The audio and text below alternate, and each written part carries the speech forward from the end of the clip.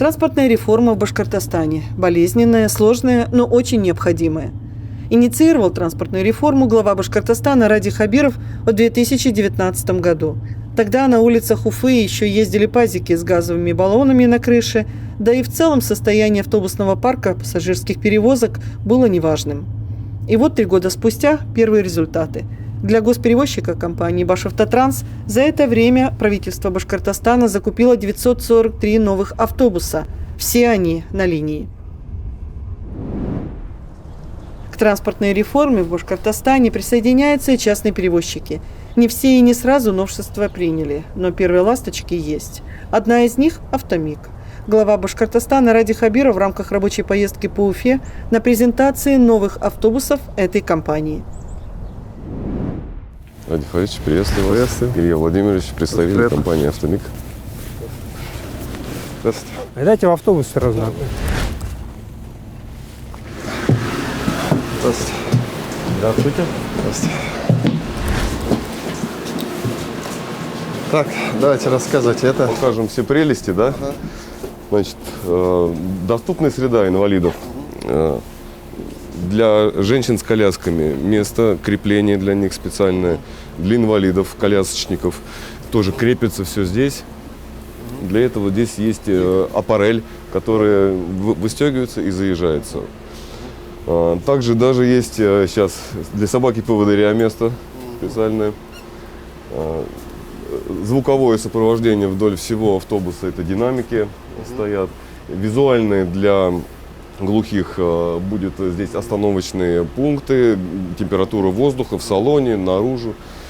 USB-зарядки по всему автобусу сделаны, чтобы заряжаться. Полностью видеонаблюдение, соответствующее всем ГОСТам и федеральному законодательству о безопасности. На входы обязательно, у водителя на салон, вперед, назад, то есть все пишет. Для этого мы сейчас закупили сейфы специальные стоят, чтобы хранилась видеозапись в течение месяца. здесь сколько посадочных мест? Здесь 25 сидячих. И в полном 67, ну, если уже инвалиды или колясочники, чуть-чуть стоячие убираются уже там до 58. Оборудованы специально 2 печками. Впереди, сзади, потому что Теплый автобус? имеем очень теплый и быстро греется, потому что на газу. Это не дизель, это газовый компримированный Да, газ. сразу же пошло. Компримированный газ, Компримированный газ, да, экологичность здесь, конечно, идеальная. У вас сколько уже бегает здесь автобус? 35. 35. 35 уже в городе, на линии. А это вот Это новые. это Вторые 35, да. хочу посмотреть. Как, Ну да, там получилось. под наши. Да, все, обклеили.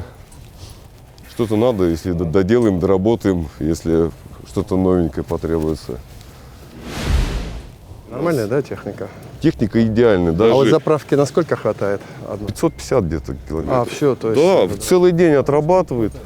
На весь круг хватает. На весь круг. И заправка за сколько времени осуществляется? 20 минут, 20, 20. Ну, 25, да. это то, что компримированное. В зависимости от вот самого оборудования, которое накачивает туда. Ну, на колонке, да. А штат набрали уже? Здесь полностью укомплектован. Кроме того, уже даже кадровый резерв есть, который будут, как сейчас проведем регистрацию в ГИБДД, уже есть даже резерв. Сюда тут же выпускаем максимально быстро. Выйдем. На следующей неделе должны уже пойти, Хорошо. я думаю, вперед. Сколько водитель получает? Планируем, да, предварительно. Водитель понедельник. сколько получает? Из расчета 3000 в день. 3000 в день, да? Да.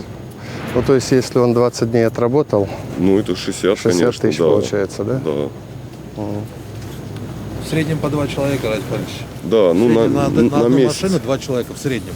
А Если так. брать, друг заболел, А, друг ну да. еще что-то. Ага. Поэтому так и получается. В среднем 50 тысяч у каждого выходит. Да. Ага. За счет выходных другого, Ну, то понятно. среднее получается по 50 тысяч. Но закреплено 2. А территория охраняемая, нет? Да, территории закрываем, охраняем Все, собственными да, силами, да. Естественно, когда будет все это больше, мы уже это Какие подойдем. планы у вас дальше? Дальше первое – это развиваться, конечно, в вашем регионе. А когда техника пойдет она? На следующей неделе. Только на следующей неделе. Да, ну оформим ГИБДД сейчас вот. Когда вы быстро, я оформите? Вчера забрали документы из налоговой, Ну, завтра пишет заявление в ГИБДД, Да. отправляем их Нас с сюда. понедельника отправляете? Хорошо.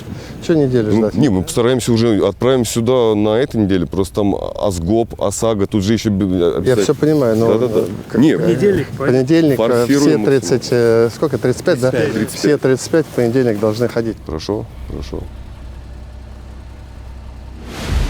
Ладно, спасибо. Спасибо вам. Ильич, позвольте? Да. Ну вот, пожалуй, это первый раз, когда вы осматривали автобусы уже частных перевозчиков. Обычно Ну да, ваш вот автотранс. еще такая еще не готовая площадка у них, это их база, вот они временно взяли. Это компания «Автомик», она зарегистрирована у нас в республике.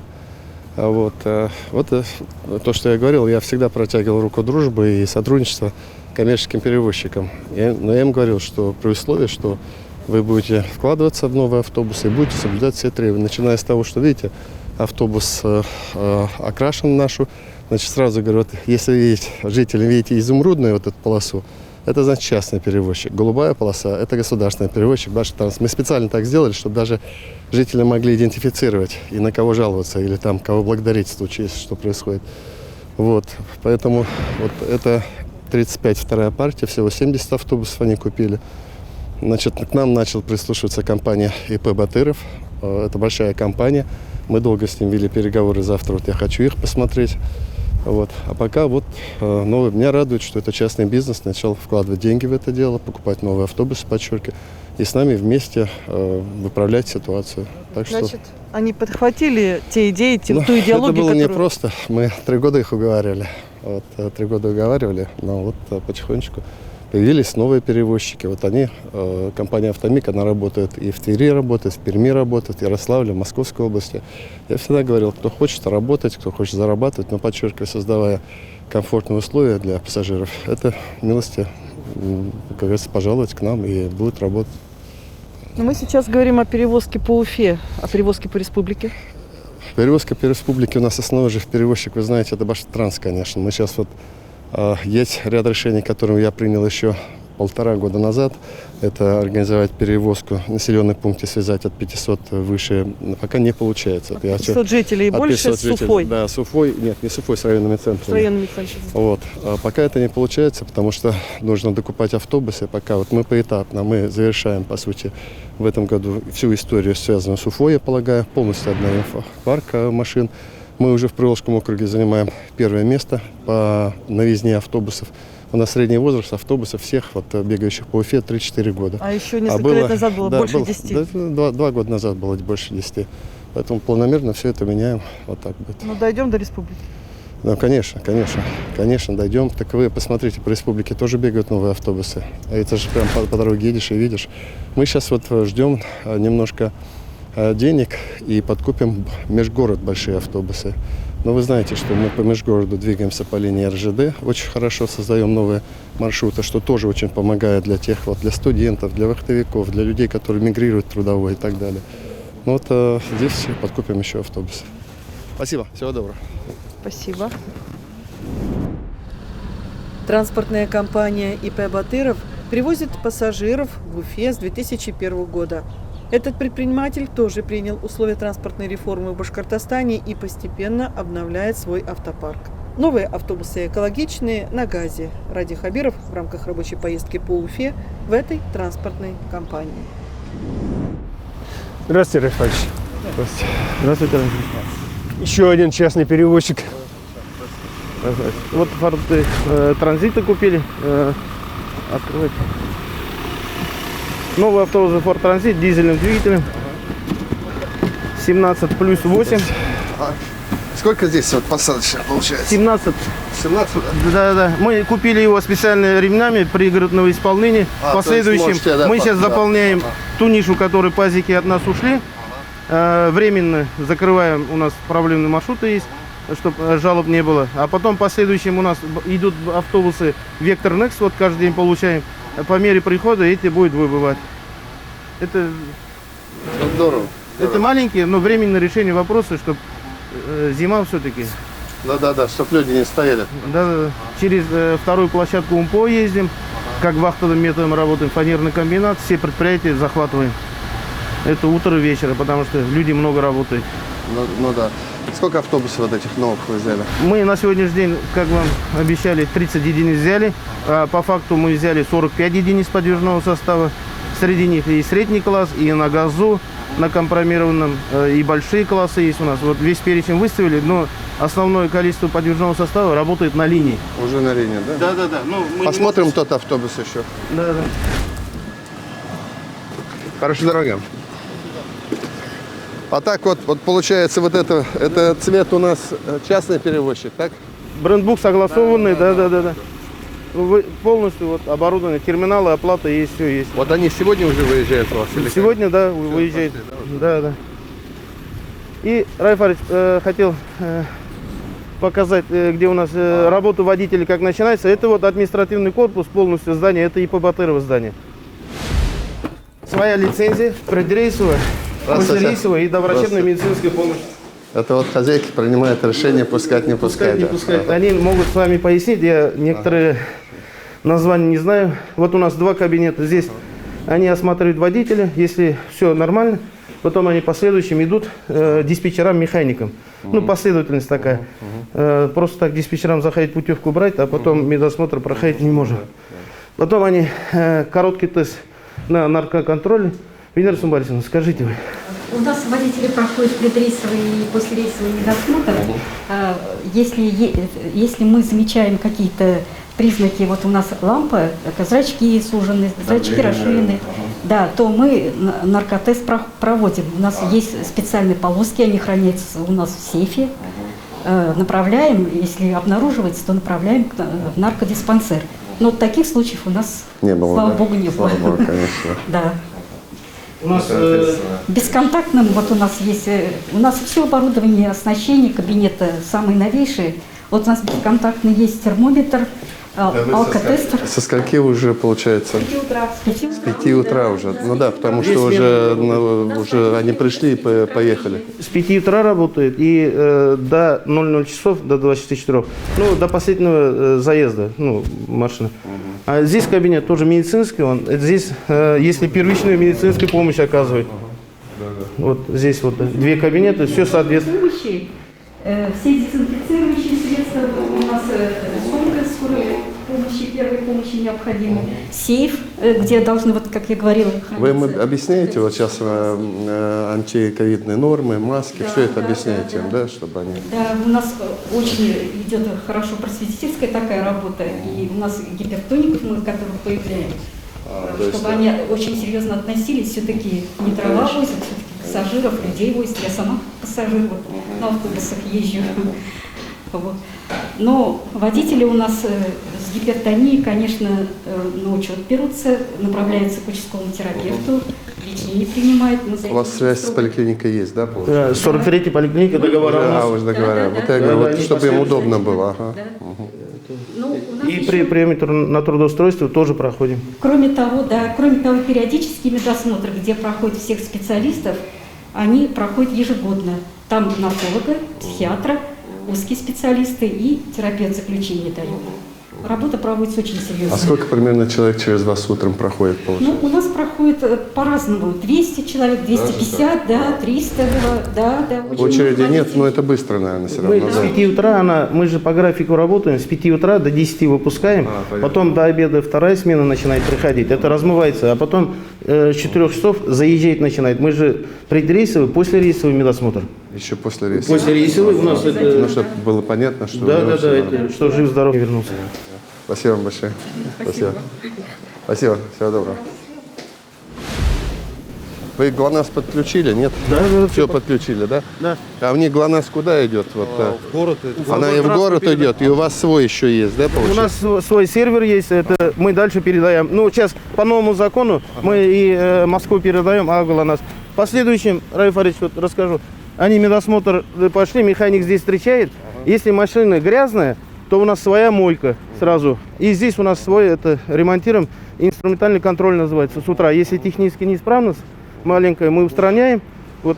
А так у вас, вот, а если более такая сложная неисправность, куда? У нас автобаза дальше. А, есть автобаза. Дополнительный, да. Еще вот у нас здесь вот ремзона. Вот это сломанное, ремонтируем, а это на брендированный заехал, новую машину на учет поставили, в последующем подготовка идет. Все, инструментальный контроль полностью здесь проходим. А вот они на ночь на стоянку сюда загоняются, да? Здесь, да, на ночь останавливаются. Здесь, на этой территории, днем, как площадка межрейсовая, здесь все автобусы заезжают, включая Башавтотранс, там, независимо от формы собственности. Это кейтеринговая машина. Когда мы новые вот, маршруты открываются, у нас столовая по маршруту пройдет. У нас выездное обслуживание. Водители первым делом мы кормежка с 5 утра. Да. И эта машина выезжает. Сейчас только в связи с ковидом остановили. Мы, водитель, 5 утра встает, ну, дома же никто не кушает там. Ну да, да. Ну, условия не позволяют. Или что, они сюда приезжают, начинают кушать. Вот зимой это. Поэтому, если здесь не успел перехватиться, они на другом конце питаются. Полноценное питание. Это что? Вот Это большой МАЗ, класс да? авто, МАЗ, Это да. МАЗ, ага. Это средний класс и большой класс МАЗы вот у нас.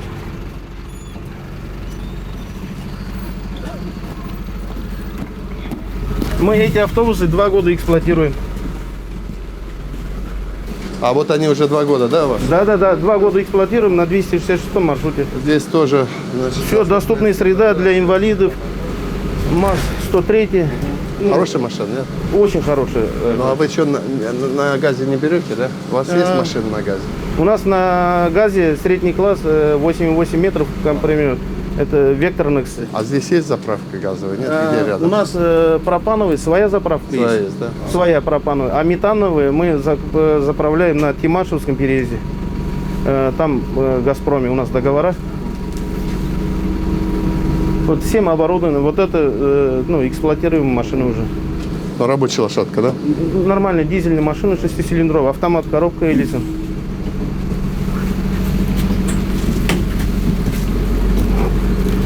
А это средний класс, да? Вот Это средний класс той же модели МАЗ, но это 8,8 метров. А какие вам машины? Ну, все равно, наверное, надо большие со временем закупать, да? Раф Ильич, есть маршруты, которые везде малый класс, большой класс не пройдет. А, Город то есть у нас, вот юркие должны быть, да? Для примера могу сказать, улицу, знаете же, Армавирскую. Ну, как там? Там на легковушке Не ездить пройдет, невозможно. да. Вот, на легковой не можем ездить. То есть какая-то доля вот этого транспорта должна быть, да? Да, малый класс, без него не обойдемся. Есть магистральные, есть не магистральные, вот есть рабочие маршруты. Ну, это... Вот у нас находится офис здесь, на 2-м этаже, ИП-Батори непосредственно. Мы его организовали как МФЦ. У нас все условия для водителей создали в этой части. Здравствуйте. Все. Здравствуйте. Вот они прием, трудоустройство. А, вот как, ага. У нас организовали таким образом, Мария Борисовна. Девчонки сидят, принимают. Здравствуйте. Здравствуйте. Все. Это же, во-первых, мы для пассажиров услуги оказываем. И чтобы услугу оказываем, чтобы не задерживать при трудоустройстве или при увольнении, или выяснении отношений, мы вот такие комфортные условия создали. И, Рафаэль, хотел бы учебный класс вам показать, который я сам провожу. Первичные инструктажи, обучение. Я сам по образованию транспортный. Поэтому вот здесь собираем все условия для водителей. Если меня нету, то заместители, то... А так у вас, вы в основном здесь находитесь, да, получается? Я сам здесь нахожусь. Если министерство или администрация не приглашает, то я с утра до вечера здесь. Понятно. Сейчас немножко улучшается, на ваш взгляд? Ну, количество подвижного состава не хватает на сегодняшний день. Из-за этого регулярность не Я соблюдается. понимаю, да, вот это самая большая проблема. Да. Но мы сейчас еще техники подкупим, вам тоже надо подкупать всех. И здесь вот офисный центр. Здесь у нас все смежные арендаторы есть и все компьютеры. Вот здесь у нас компании, которые ГЛОНАСС оборудуют, тахографы, карты водителей. Вот у нас все партнеры здесь сидят. Здравствуйте. Здравствуйте. Все связано общественным транспортом. Вот это фирменный знак БАС. Вот Здравствуйте. Вкусно пахнет. Рафик Фаридович, они, водители, в 6 утра заходят в буфет, она с 6 утра работает, просто пока мы закрылись с ковидом. А так сейчас общий зал есть. С 7 утра открывает, что с улицы, что с водителей, вот на таких условиях. И у нас здание доступной средой сделано, что для инвалидов по всем этажам. Все безопасность, все предусмотрено. А так это кафе открыто для каждого, наверное? Для каждого, но и для водителей. Ну, у нас повара и меняется. Здравствуйте. Он как вкусно. Вот водителям первая задача создание условий. Да, молодец, труда, молодец, отдыха. молодец. Я не знал. По-другому это... Я не знал, до свидания. Я не знал, молодец. Ладно. Спасибо, до свидания. Рафич, позвольте, еще один частный перевозчик двигает нашу транспортную реформу. Ну вот это уже такое долгое время работающий у нас на транспортном. Крупный перевозчик Фанис Фраилович Батыров. Вот. У нас были определенные разногласия. Все-таки мы просили, все-таки наши стандарты работы придерживались. И вот после этого, мне кажется, мы нашли понимание, работаем. Поэтому посмотрите, новые автобусы стоят. Знаете, человек вкладывается. Когда я вижу, что человек вкладывает свои деньги, в свой бизнес, это значит, во-первых, он серьезно хочет этим заниматься, у него есть опыт, и плюс он нам верит, получается, раз он начал вкладывать. Поэтому мне очень приятно, и что вот вчера мы одного перевозчика смотрели, сегодня другого перевозчика смотрим. Но задача такая, очень запущенная ситуация, подчеркиваю, очень запущенная транспортная инфраструктуру, транспортный парк, автобусный парк запущен. Мы сейчас приводим в порядок. Я вот уже говорил, что мы в Приволжском округе у нас сейчас один из самых молодых парков автобусных. 3-4 года средний возраст. Вот это так и должно быть. Поэтому вот так. Сейчас работаем, что мы обсуждали? Вот главная проблема, я говорю, что житель на что жалуется? Нет регулярности. Вот будем добиваться регулярности. А это уже такая более интеллектуальная работа. Это не просто купил автобусы и так далее. И это установка ГЛОНАСС, вот это технические, интеллектуальные решения и так далее. Все будет, все сделаем. Спасибо.